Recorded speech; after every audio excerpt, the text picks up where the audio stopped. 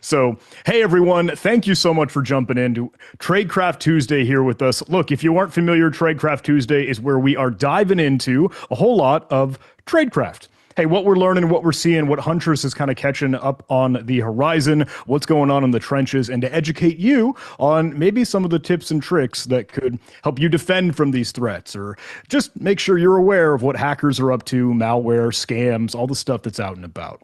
So, today we're diving into the craftiest trends, scams, and tradecraft of 2025. And now I realize 2025 is not over yet. So far. And I have a wonderful co-host here with me. Greg, would you mind, I don't know, doing your song and dance elevator pitch? Who are you? What are you up to, man? Hey, thanks everyone. I'm Greg. I've been here for about a year and a half, almost-ish here, and I'm the principal threat analyst here at Huntress. What I'm doing from day to day is analyzing what these attackers are doing, new tradecraft, new methods, and making sure that we are on top of those things. You'll see a lot of my work in the yearly threat report that we produce, and I'm currently starting that right now. That's like literally what I'm doing after this, literally getting that started for to be released February of next year. Excellent. Well, my turn. Hey, hi, hello. I'm John. John Hammond, one of the nerds and geeks over here, principal security researcher with our adversary tactics team. I guess I've been at Huntress for now like 5 years, which is kind of wild, but it's incredible to see it grow, see it change, see everything that we can do to wreck hackers. But let's get into the show. Forgive me. Let's dive into the agenda, the obligatory outline, and the roadmap for what we're covering today.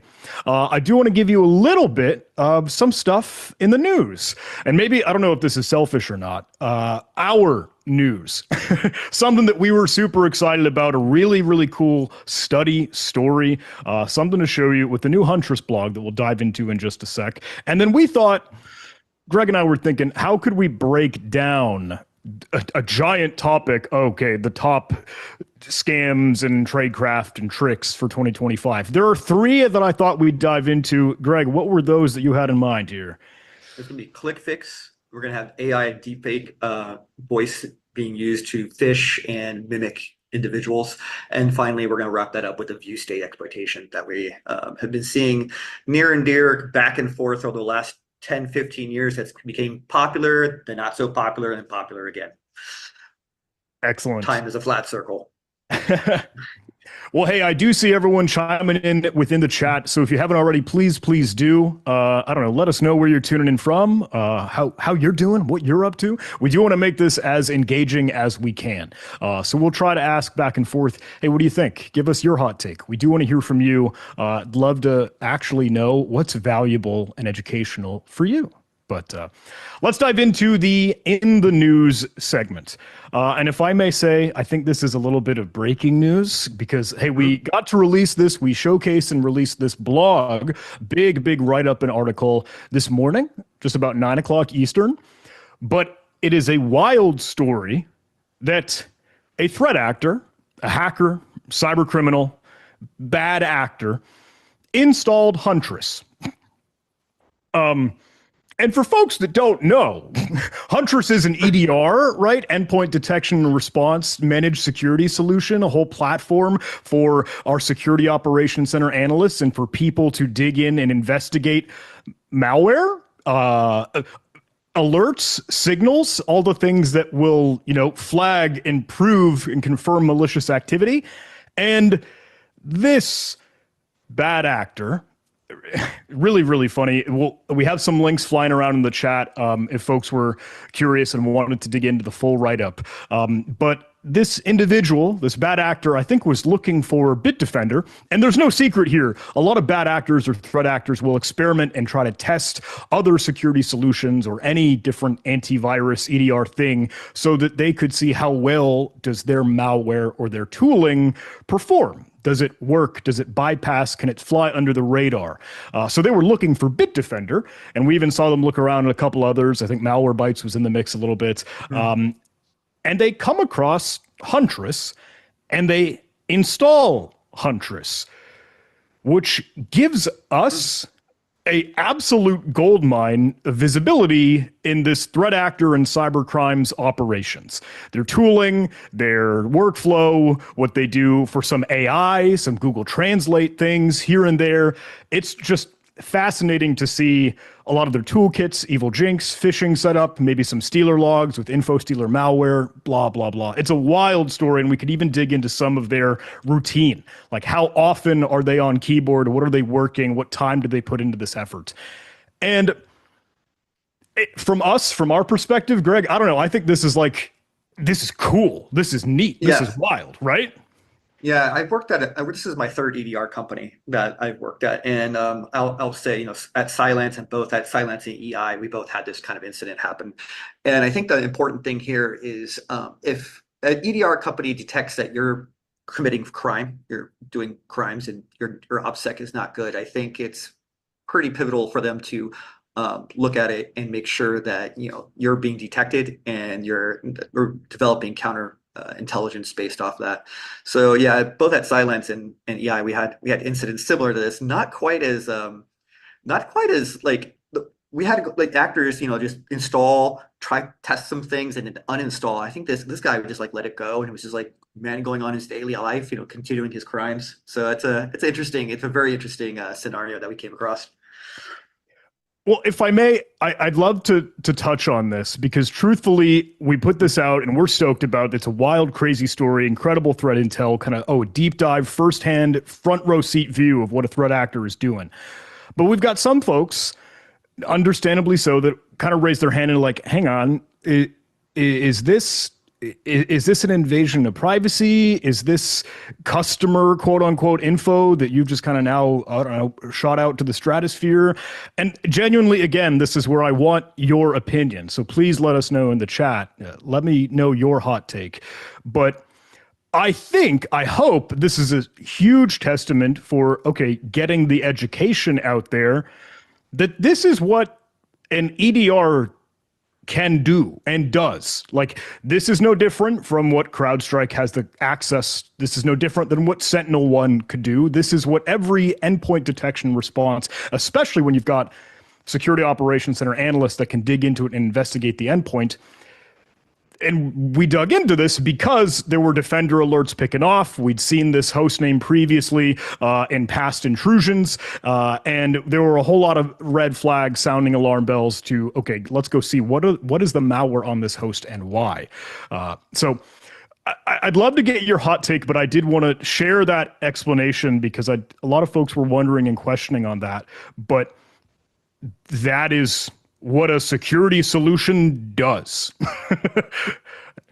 Am I wrong on that, Greg? I don't know. Am I barking No, up the wrong tree? no, I think you're right. I think, yeah, especially since we detected based off, things they were, actions that they are. We're not jumping into every machine and like going through it, systematically. We're not assuming that everyone's a threat, bad actor. It's because we detected malicious behavior coming from that machine, and that's why we decided to act on it and investigate. I think that's really important to factor of the story there too. If there are folks still a little bit squeamish, if you got some of the paranoia, whatever, look, privacy policy, terms and conditions, all the kind of legalese stuff is all linked on every single page. I don't want to have to point you to that because I want folks to have the understanding and have the education that this is the security industry doing what it can do and doing it best. So I hope you enjoy the blog post, though. It's an absolute roller coaster of threat actor, cyber criminal, day-to-day operations. Kind of wild. So honestly, I think it's probably one of the best blogs I've ever read on detailing an actual criminal, cybercrime actor from their day-to-day activities and what they're doing. It's actual treasure trove of what they do. So I implore everyone to look at it from that standpoint and see what they're doing. It's an insight that you're not going to see, very rarely otherwise. Cool. All right, let's dig into ClickFix. And for folks that don't know, Greg, would you mind helping me kind of color the picture? What the heck is ClickFix? Have you seen it? Have you seen this before? A reCAPTCHA, I'm not a robot button. I always fail that one. I'm sorry. No, actually, yes. This is ClickFix was a storm. It is one of the very few things I can remember on a web-based, social engineering mechanism that gained so fast in popularity, spread around so fast, and was so effective. And it's essentially taking everything that we taught people, hey, this is a valid system for identifying that you are human. You got to do this to bypass certain checks, these random stops you get on websites when you're doing investigations. I know Google asks me this all the time when I'm looking up threat actor lookups, because they're always like, hey, what are you doing? So I get this about 3 or 4 times a day. And then the attackers have taken this and obviously spun it around to add their own twist in there. And there we go. It comes into this little second stage. Now, John, I'm pretty sure you're pretty familiar with this. You want to go ahead and dive into this lovely. I think you actually got a little famous from this, if I do remember. So yeah, the screenshots that I'm showing you are from my GitHub repository, and I am a little bit partial to this because I feel like I was a portion and a part of it.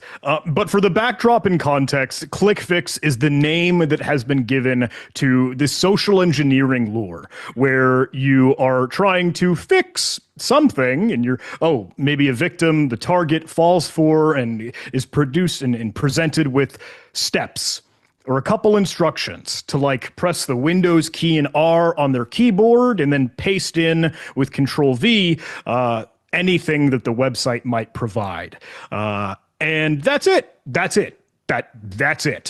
It sounds so stupid. It sounds so simple. It is literally weaponizing copy and paste, but for grandma, grandpa, for mom and dad, or for the folks that just aren't as educated on a whole lot of computer technology and cybersecurity concepts, they'll just fall through the instructions. Did monkey see, monkey do? They just follow along. But they don't realize you're actively running a payload. And I thought when I first saw this way back when in August of 2024, years ago, Llama Stealer, Info Stealers, and other malware was doing this. And I thought, you know what? That isn't all that realistic. That could be made or look sharper. And my mistake, I accidentally kind of set the internet on fire a little bit because this has exploded. Microsoft has recently put out a blog, an article, again mentioning Llama Stealer. You might be able to see it down at the very bottom, and since 2024. But they note this ClickFix concept, idea that has evolved and changed a little bit more, we'll dig into, has become just as prevalent as phishing. You know what I mean? It's targeting thousands of enterprise and end user devices everywhere, every day. But the gimmick is to trick the user. It's just social engineering, but gosh darn it, people apparently fall for this because it looks so simple. It looks like benign interactions, like a reCAPTCHA, click, verify you're human. And we've seen this expand and grow.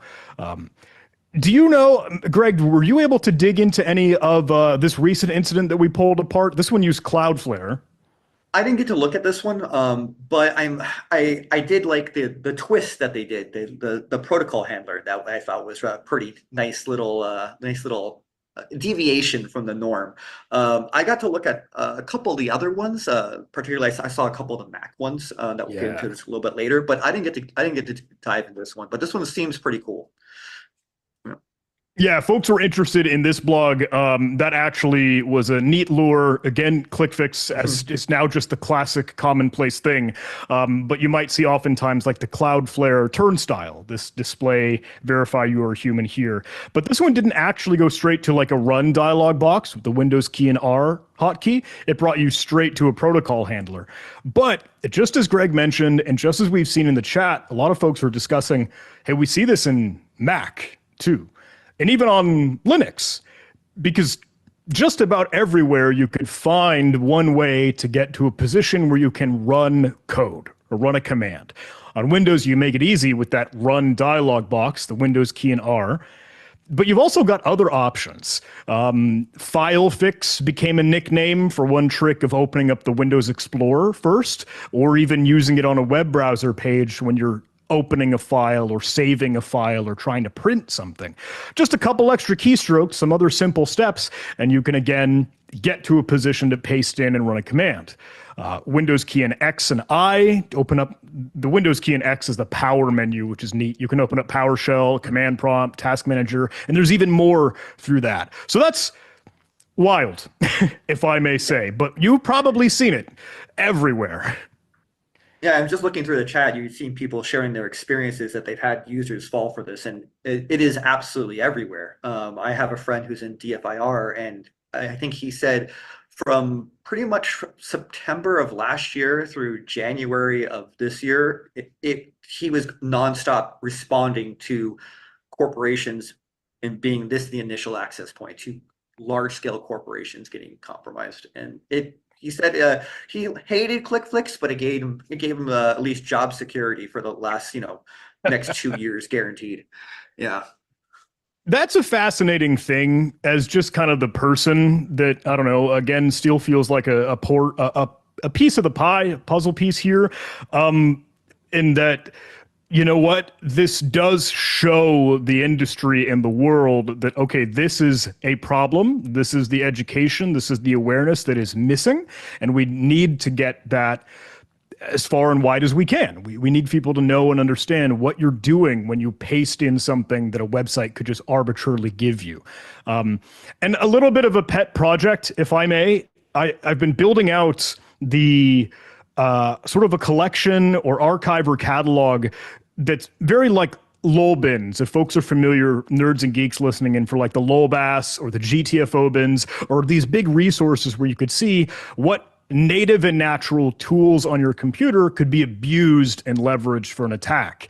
And I thought, dude, we've got all these strange new conversations of privacy, of policies and regulations, now thinking, oh, we're going to have to upload our ID or do ID verification for different websites or services. So I think we're going to see a whole lot more of these scams and these tricks and these lies and the social engineering now more than ever.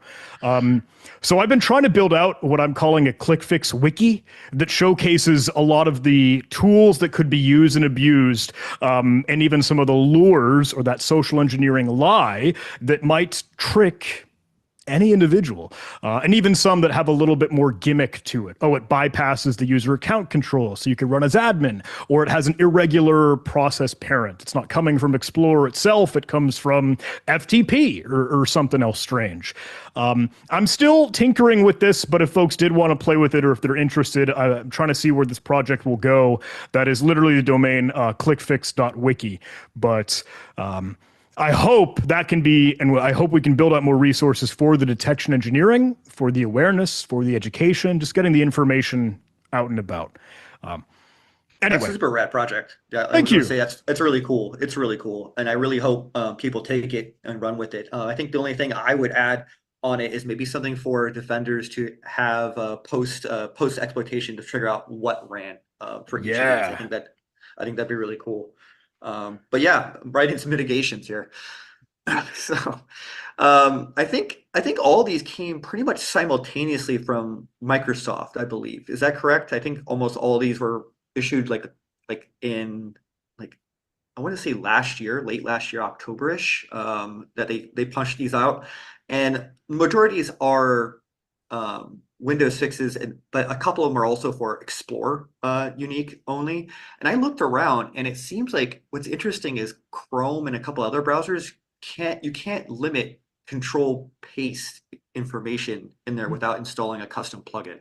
So I guess hats off to Microsoft for having that ability in good old Internet Explorer. Yeah. The mitigations and even some of the forensic artifacts you could track down, usually in the Windows registry. They have the run MRU key in Hive or whatever in the registry that will tell you the previously ran commands. So we want to get that info out there. And then for you, if these are helpful, disabling Windows key in R, disabling Windows key in X, you can do these through group policy, but at least for me, I don't always tinker in group policy. That's a behemoth. So I just copy and paste and hey, run with these commands if Regat is helpful for you. We will have the slides, I think, distributed to you all, so don't feel like if you want these and you don't have them already, I think we'll get those to you a-okay in the after show stuff. Yeah. Is there anything more to dig into ClickFix, Greg, or should we keep cruising? I think that's about it. I remember when when I was doing these slides, someone claimed that there was a ClickFix for iOS and Android, and upon investigating it, it was just literally telling the user to download a malicious tar file or a malicious zip file and just extract it and extract the contents and put it on your phone. So we're not gonna even mention that. It was just ridiculous. But yeah, I think this is a good thing to add. What is on there is the disabling for copy for keyboard here. I think that's for on the one you just had. I think that's only for Edge browser. Is that Edge. correct? It Yeah. might be. It's funny, a big shout out to Joe in chat. I see him here. Hey, you know what? At this rate, I could just turn off my computer. This is like basically disabling so many functions of the operating system. And I acknowledge, without a doubt, yeah, a lot of sysadmins, a lot of IT folks and power users might be like, well, I want my run dialog box. I want my power menu.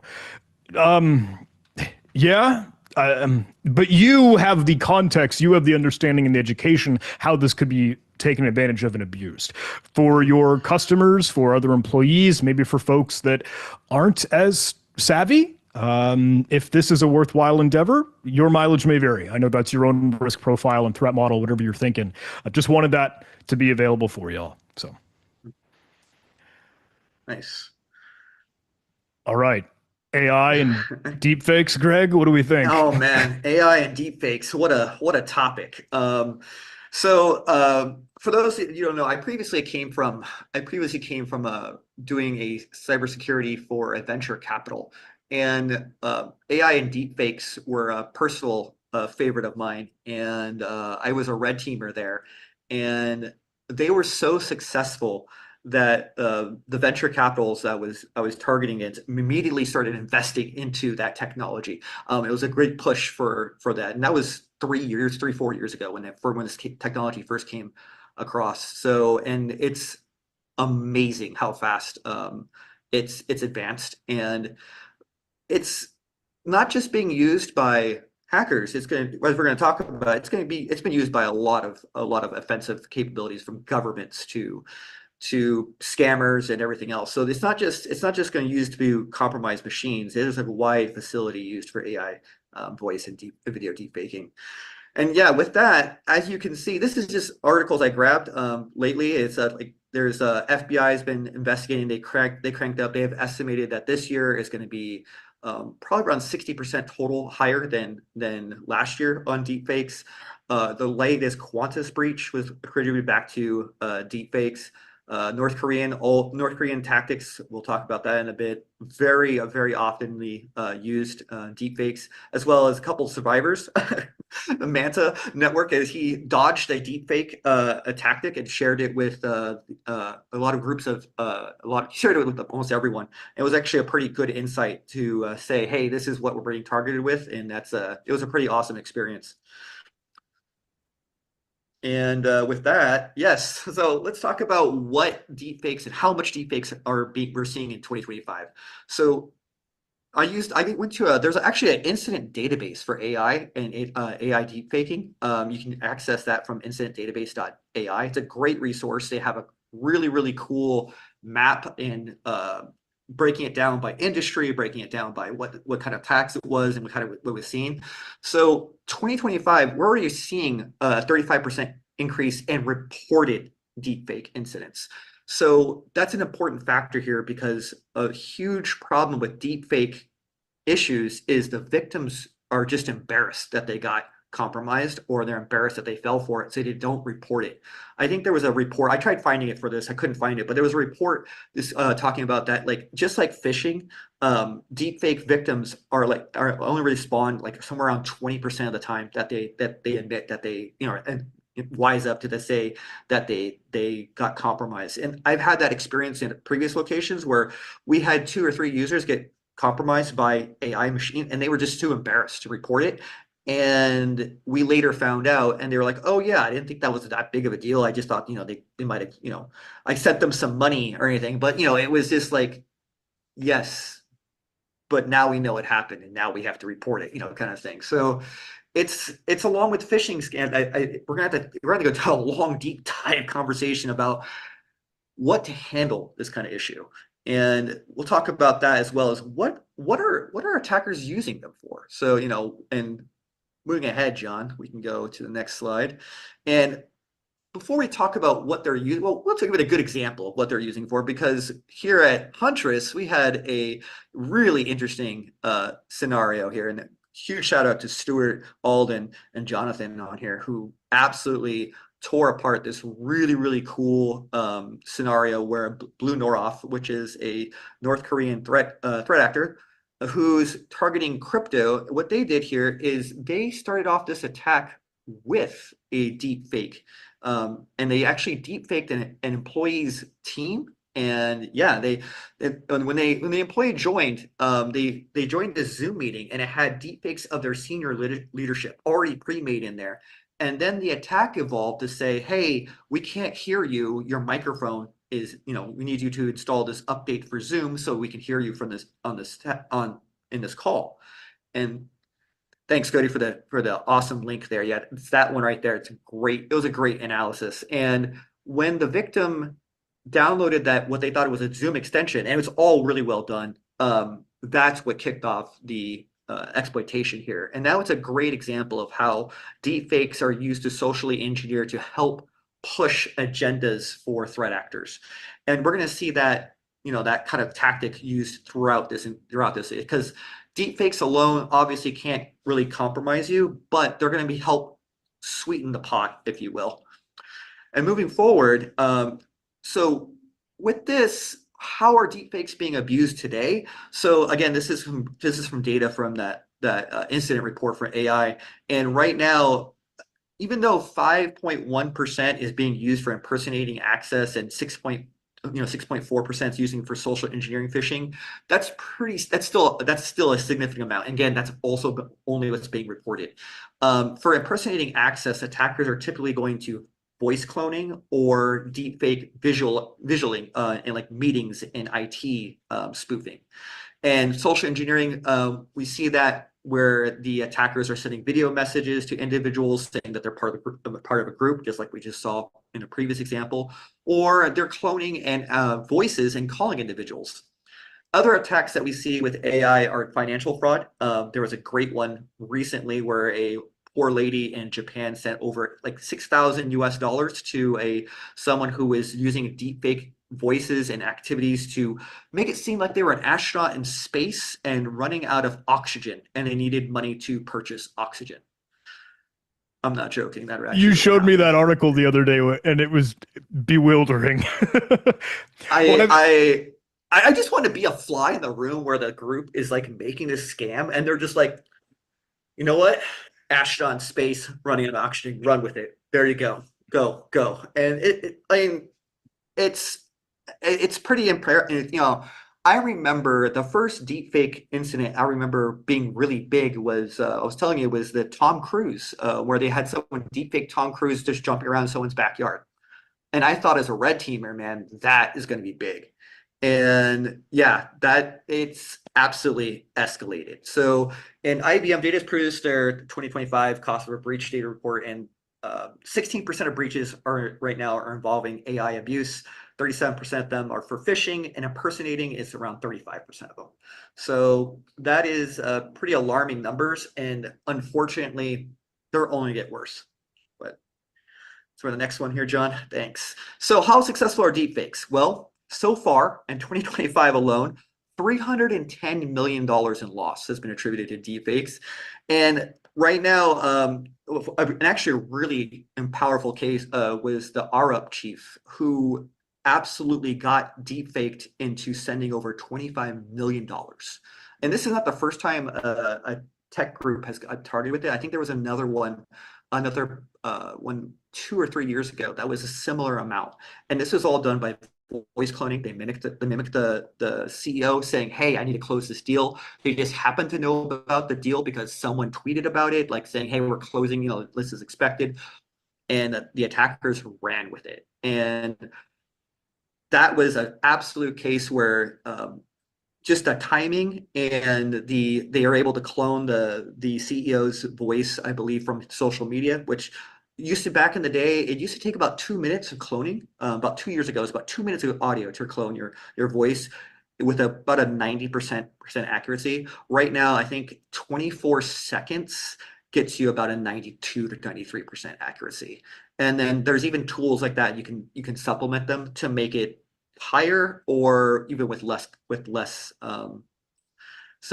content. So think about that. One of the things that I always wonder is like when you get those phone calls there and there's no one on the other side, you say hello, hello, and you start answering yourself. That's a great way to get get a great way to get at least a couple of seconds of audio there. So yeah, on the right side, we're going to talk about, there's some groups out here. These are the groups that are most famous for using AI deepfake content as well as voice cloning. Lazarus, Blue and Roth, both from North Korea. Scattered Spider just recently used that in Qantas and a bunch of other attacks. It's also believed to be part of the retail hacks that they were doing in the UK. Extreme Jackal is another group that's recently being used to deepfakes. They're mostly operating in the Middle East, but they've been targeting hospitals and finance groups or people who are donating money. Volt Typhoon, very famous for for compromising large scale amounts of telephone operators. So they probably have a massive database of voice cloning at their disposal. They're the ones who compromised all the telephone companies for the last 2 years, as well as other groups. Dragon Bridge is a really interesting group. They're a Chinese group who specifically uses AI deepfakes for propaganda.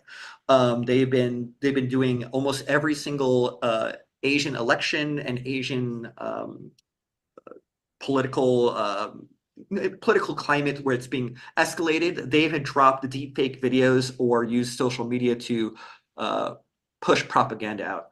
And Uwu Underground's a psyop based on Twitter. They're a very prolific group who uses AI deepfaking to produce banger music. And with that, we'll move on to. Oh, go ahead, John. No, I'm glad Ooh Underground got a shout out. I know they're more for the funsies, more for the memes, but I'm glad we squeezed them in. They actually have a really impressive vocal stack, so it's no doubt for getting them props on here.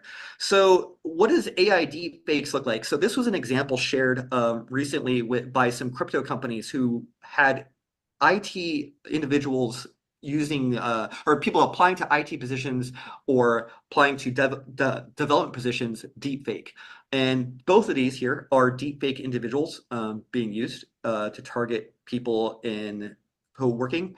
And another tactic, if you move forward here, is we're going to kind of push past this a little fast. Sorry, I'm taking a bit too much time here. But the last one you saw was someone who is able to clone their face and apply it to their own face. So that's two tactics that deepfakes. Yeah, there you go.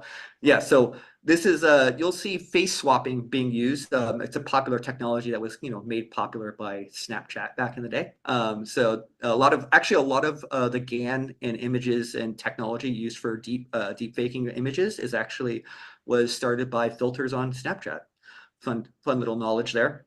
Now moving on, we're gonna have a quiz for everyone here. So right now, with deepfakes attacking everyone, there's a lot of guides out there. There's a lot of guides, and they all give suggestions of how to detect deepfakes. So which of these do you think is possible and best for detecting the latest live deepfakes? A live deepfake is someone you're talking to right now, like me, like you're seeing me and John interacting right now. Which of these do you think would be the best for identifying that? It's identifying flickering lights, inconsistencies, have them move their hand in front of their face, ask them to spin around, provide them with a sentence to say live, or out of sync audio and visual or flat audio, or flat like monotonous audio. All I right. feel like we have to do each and every one of them now just to prove that we're not a deepfake, right? Spin. Yeah. I don't know if I can spin well in this chair. I can't spin. I can't. I got a wall behind me. But yeah. Just pretend I'm a human being in here. I can. Everyone says C. Everyone thinks it is to spin around. Lots of C and B's. Yep. And well, And wrong answers for everyone, none, because right now the latest deepfake tech can actually bypass every single one of those.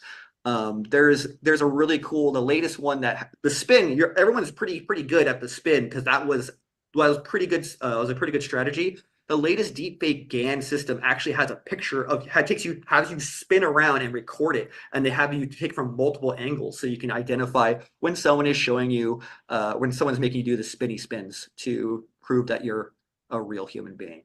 So yeah, that's teeth is a good one. The latest there was like 2 months ago there was a good GAN to talk about teeth, but I'm glad someone popped that out there because teeth and smiles and emotions tend to be a pretty good one to still kind of linger on, but it's a battle between it's a technology battle. And with that, so what can we do? What can we do here to combat deepfakes? And I'm going to tell you all right now, trying to detect deepfakes is going to be a losing battle. Technology for deepfakes is moving too rapidly. Guides are about 60 days. New GANs are coming out. New GANs are models and technology used to develop these. Along with VAEs, they move hand in hand to help produce fake images, modeling, and the content that you see.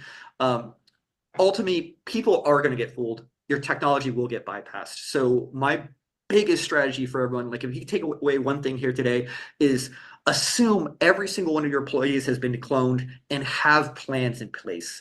I worked with a lot of crypto companies and venture capitals who actually have physical cards that they mailed out to individuals that they keep in their wallet when if they are lose access somewhere and they have to pull out these cards with random phrases on them to validate that they are who they say they are. These are never displayed on internet. They're never displayed. They're never mentioned.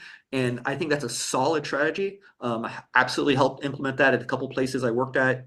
It's actually saved 2 companies that I know of from a deepfake. It identified a possible deepfake in two conditions. But yes, please have plans in place and do this sooner than later because this technology, which used to be expensive and used to be hard to make, is absolutely like the price is coming down. The cost of availability is becoming to everyone. It's an attack that I worry about a lot.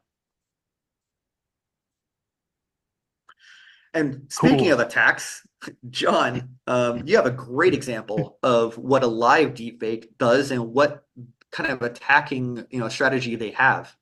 I have a silly example, if I may, and I realize this might not be super duper relatable to everyone, and I'm sorry, me just kind of telling personal stories, but obviously I have the silly YouTube channel where I do a lot of silly cyber education and content stuff, and YouTube creators get a heck of a lot of emails, obviously, that are like fake scam. Oh, hey, join our club, work with our brand, do whatever thing to improve what you're doing out on about in YouTube stuff. And there has been a long running trend, and this is an email I'm trying to emphasize and highlight the timestamp there. I don't know how well you can see. So way back in like 2023, years ago, you would get this trick of an unlisted video that's on YouTube that gets shared with you as one account or individual or user on the website. So it's a real YouTube feature and sends an email from the real YouTube email address.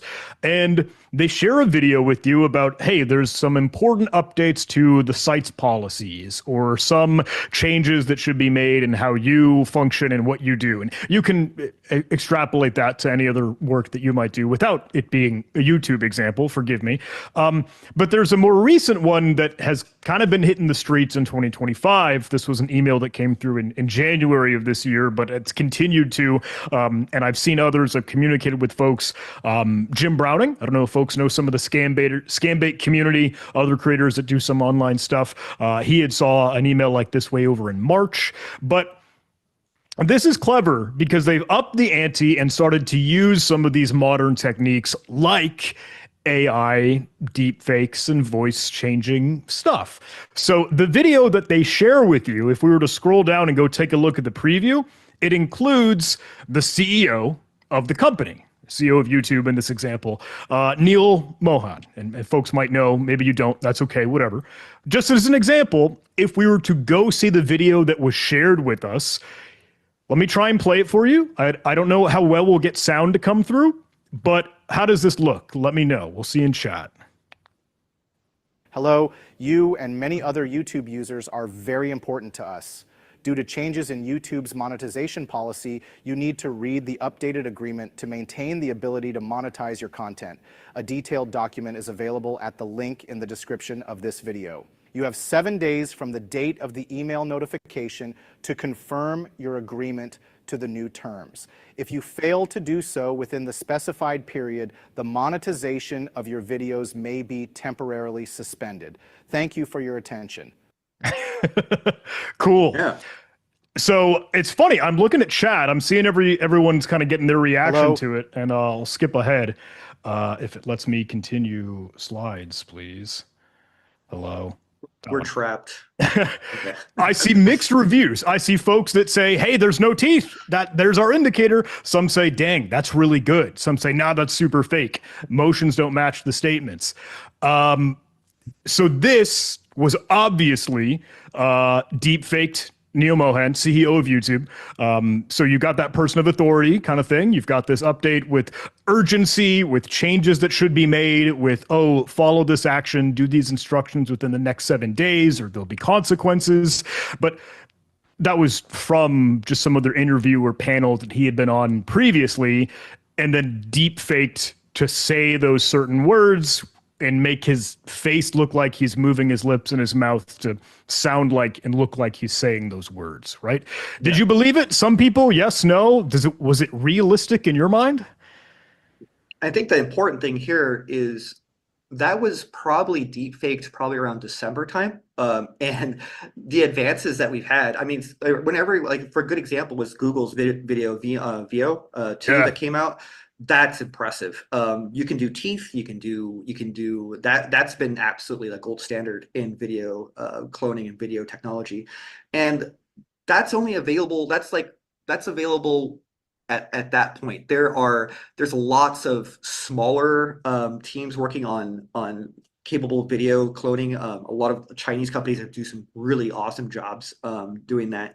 And as a red teamer, a lot of the libraries I've used is definitely those. So lesser used libraries, combine them all together, get your pipeline going. And with this pipeline, you're able to try to kind of pick and choose which of these GANs and which of these features you want to have. And so if you want to make sure that you have teeth, you add those modules with the teeth. And if you want to do better voice or better, syncing is almost not an issue anymore. And then a lot of people might have heard that his audio kind of like fluctuated there. That's all solved. All that's solved.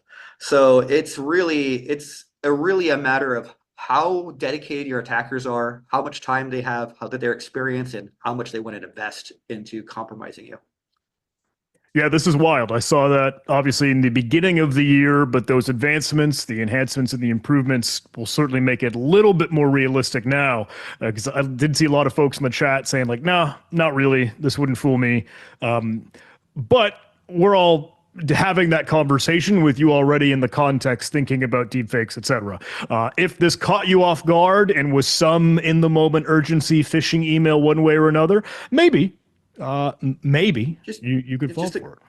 Just think about someone you work with. You probably know someone that you work with who would fall for that. And that's all it takes. For the nerds and geeks here with us, this followed through lure actually included the link in the video description as they were trying to force people down the road for. That was a branded link, so we would be able to track clicks and the victim ID and who actually fell for it. If you were to follow along and download it, it was a .msi, just a usual Microsoft installer package that would install an info stealer. That was Radamanthus and the info stealer malware there. So what's up? What do you have on the right side there? Oh, that is any run. Oh, okay. Yep. I thought it was I thought it was a Windows program that pulled out all the content in the MSI, and I was like, whoa, what tool is that? No, any run, that makes sense. Yeah, I like any run. Very cool dynamic sandbox for some quick analysis. Good stuff. Okay. Well, hey, we've got about 15 minutes left, but thankfully we aren't digging in too much for ViewState and a lot of the exploitation. But is there more we should dig into? Is there anything else to chat about for AI voice and video here, Greg? Honestly, I think again, like I said, everyone. I think making plans is getting on top of it as fast as possible for everyone, and that's for every at every level. Just have a plan in place. Just have something that you can react on. Also have a reporting. Just like you guys have a phishing reporting, I would have a specialized reporting for deepfakes, because that kind of requires a different level of handling. I think you should have a deepfake reporting at your company. I think that's ideal. Yeah. All right. What is ViewState exploitation, Greg? Oh What is man. that thing? ViewState. ViewState is a pain that refuses to leave my life, and it comes back up every 2 to 3 years. Back in the day, I remember doing work on IIS vulnerabilities, like IIS 3. I promise I'm not that old. But IIS 3 days, and when they added, I think IIS 4 is when they added ViewState capabilities in there. I could be wrong, maybe 5. So ViewState is a sweet little contraption, the best way I can describe it while sounding positive, that allows your ASP pages and your websites to communicate back and forth in a secure manner. By compromising a view state session and using this exploitation, you're able to effectively decode and intercept content that you normally don't have access to. And as we can see here, still in 2025, we're going to see attackers using this in order to compromise machines. And how they get this is it's an information disclosure. So a lot of stored credentials, your access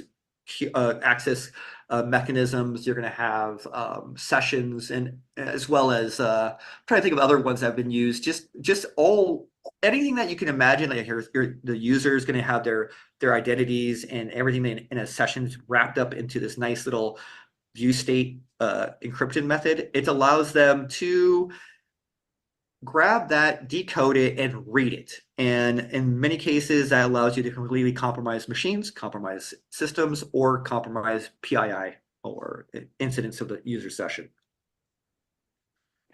Now, if I might fill in the gaps a little bit, the article that I showed and previously just had up, was a recent sort of rapid response or investigation that we dove into with a CVE.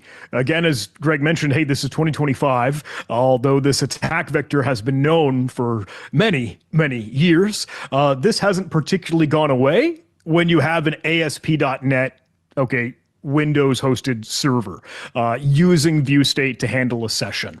I'll dig into a little bit of the configuration and some of the code so we see how this all works in just a moment. But this was one big example very, very recently in April of this year. And we saw this conversation kind of keep happening.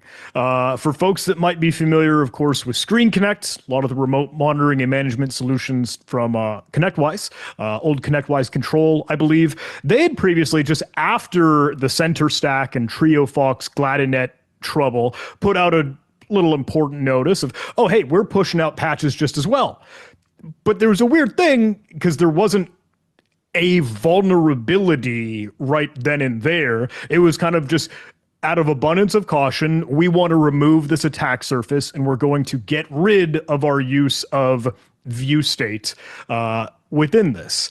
And there's an important nuance here, because this ViewState exploitation really stems from finding and tracking down these cryptographic keys, the two things that really make for the ingredients of the ViewState contraption, as Greg said. There's a validation key and there's a decryption key. Now, usually, in all the best cases, that is protected, that is owned only either by the website server and service, like the process running it, or system, or the absolute admin of that computer. And that's why ConnectWise comes right out and says, hey, look, this is usually only a problem if those keys are accessed and that's from system level access. And that is not a problem exclusive to Screen Connect by any means. That affects absolutely everything that uses this contraption, this little tech. So the gimmick of Gladinet's center stack and Trio Fox that we had the slide up for just a moment ago was that inside the web.config file for us nerds and geeks, inside the web root of your ASP.NET application, the configuration files there, you could track down and see, you can find the machine key, decryption key, validation key, etc. And those are noted here on this big hexadecimal string of what looks like nonsense, but those are obviously the cryptography, magic, and voodoo to get ViewState secure. If those are compromised, that is when bad news bears comes in, because realistically, you could deserialize data from a ViewState intrusion, which means you can execute arbitrary code. So Center Stack and Trio Fox, the first example here, they never changed the machine key and decryption key and the validation key stuff. That was just the static, the same for each and every install. So if you knew one of them on your own free trial installation of the service, you could then compromise and exploit every single one that existed. So that was bad. So these, of course, need to be protected. They need and they should be system level protected. If I could add one asterisk here, that is oftentimes still taken advantage of if there's like another vulnerability on the front end website. So what I mean by that is if there's local file inclusion or a gimmick in a way for you to read arbitrary files on the server, if it has the permissions of the web service worker, that process, then you could read this file. Then you could leverage that for code execution and get those keys. But I'm sorry, I don't mean to nerd out and be bantering for too long. But this was such a problem, and this is continuing to be a thing that we've seen time and time again. Microsoft, I know, recently put out this article because if some services, no matter what they are or where they happen to be, are using known or like already publicly disclosed decryption key, machine key, validation key, then you can just point and shoot. Then if any server is using those, beat them up, bang, explosion right then and there, right? Have you seen this repo, Greg? Have you been tracking this one? Yeah. It kind of blew my mind because I would think, maybe when I'm making a web service, maybe I'll just, make my own unique key in there. I don't know. Wild. I just feel like, hey, let's make a unique one for every machine, or, at least every time I build this, let's build a new and unique key, have it pushed out to everyone. Unfortunately, that was not the case. So yeah, this blew my mind. I haven't seen it recently because I think they might have added, maybe not, but I thought it was less than 3,700 in there, but that's a lot. That's a lot. So yeah, these are preset, ready to go keys that you can use, and like John said, aim, fire, exploit, intercept. So yeah, this was impressive, to say the least. Depressing also. Now, you saw this again in action, I think, very recently, September 3rd, like last week. Yes. Yeah, we just saw this being utilized as another 0-day. And I think I can't remember if this one off the top of my head had a file inclusion vulnerability included with it as well, like you mentioned, because that's also like, that's ideally when you're a bad guy, you always kind of want to sit on this vulnerability and then wait till you get a file inclusion, get the 1 and 2. Sometimes you can trick a system into executing a file at the elevated privileges or find a way, but if you compare those two, that's always the ideal situation for a bad guy, and worst case situation for the blue team and the defenders out there. So yeah, this was a nasty vulnerability that I saw start gaining some traction earlier this month. So, well, I gotta be honest. I know we had a top scams and threats and tradecraft and cybercrime for us to dig into for our show, but we kind of boiled it down to like a top 3. And I know that's subjective. Maybe you've got a couple different opinions. So if we missed anything, say the word. Let us know. Genuinely, I want to hear that from you in chat. And then I think we've got maybe 5 or so minutes. I know we're winding down. We're getting to the end of the hour here. But is there anything else we could kind of banter and chat about with you all? This is the part of the show where we let our hair down. The slides are done. And actually, before we dive into that, you guys populate questions in the chat. Let me tell you about what's coming up. If you're still tracking all the fun stuff that Huntress is doing, if you'd love to hang out with us IRL in the real world, look, very, very soon, we've got a couple of our Huntress road shows over in Dallas, Texas, September 11th, Atlanta, Georgia, September 16th, Toronto, September 24th. And then, of course, we will be at a bunch of different events and conferences. DattoCon's a big one in there, all these others that you see listed. But if you're curious where we're going to be, where we're hanging out, don't hesitate, jump over to huntress.com/events, and then you'll be able to see where we're all at, etc. But I think that's all the stuff I got to say. Oh, no, one more. Next episode of Tradecraft Tuesday. Hey, if you're here, you've been hanging out with us, thank you so much.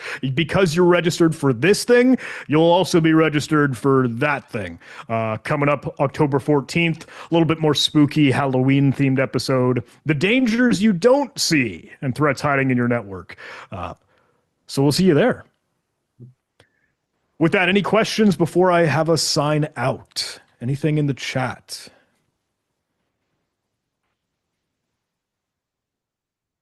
Oh, there's CTF. Someone's asking about CTF, John.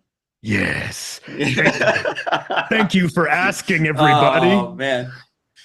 I just want to say, he's been really excited about CTF. Yeah, look at him. I mean, like he's been I've been, one of my favorite things has been seeing John getting all giddy about CTF this year. So thanks for asking. Hey, temper your expectations. You know, we're doing our darndest. We're trying to crank and get everything ready that we can for the Huntress CTF starting in October. New challenges as much as we can every single day, the best that we can. But I got to be honest, my friends, there's been a lot going on. We're trying to rally the troops to get a couple more challenges put together. But it is always a mountain of work. So I do want to put that grain of salt in your mind. But I will say, I've spent my weekends trying to put together some challenges. And last weekend, I made the most absolutely disgusting, horrific abomination that I'm extremely proud of and is very, very excited for you all to try. It's true. It's absolutely true. I hope to see you at the Huntress CTF October 1st. We're making it happen. I will be at B-Sides Nova, Northern Virginia. Joe was asking a little bit about ViewState, like ASP.NET app settings.json. Greg, do you know how the app settings.json plays into that? I don't know how it plays into that currently. I could tell you a couple IIS versions ago, but I'm not gonna quote it because I do not know it off the top of my head. But that is absolutely where they used to have certain configurations to mitigate or to, I guess, restrict certain capabilities of ViewState there. I think that's a good start, but I do not know what's stored there today. Yeah, I'm usually more used to seeing web.config, but you're absolutely right in ASP.NET, that ViewState. That's the ViewState we're chatting about. So, yep. Any other questions? Yep. Anything on the SVG malware? Oh, I still got to dig into it. I was trying to chase the NPM hack yesterday, and I know you were all over that, Greg, the NPM supply chain shenanigans. I don't want to hear NPM for like another week at least. Dude, that's my favorite website. I've never heard anyone say anything bad about NPM ever. I don't know what you're talking about. Oh man. So yeah, luckily that that was the fumble of the century, maybe fumble of the decade for sure. Attacker built this really cool phishing and was able to phish a developer and then made the worst payload possible. That's my summary of that, professional summary. Yeah, big supply chain scare, a lot of NPM packages affected. So at the end of the day, it was a crypto stealer. It just hooked and hijacked a lot of web browser functions to be able to send crypto to their attacker-controlled wallet rather than anyone else's. It was cleaned up within an hour. and there really wasn't that much of an impact, so to speak, unless you're a crypto bro. But really good testament and a kind of experiment for you to check out your software bill of materials that you have. You totally have. You have a software bill of materials, right? Yeah, yeah. S bombs. Yeah, the CI/CD pipeline test got tested yesterday, and that was a fun experience for everyone. Excellent. Hey, I think we are at the top of the hour, my friends. Thank you for hanging out with us. Anything more, Greg? Any other call to actions? Or we made it. We're done. We're at the end. I think we're done. I think we did it. All right.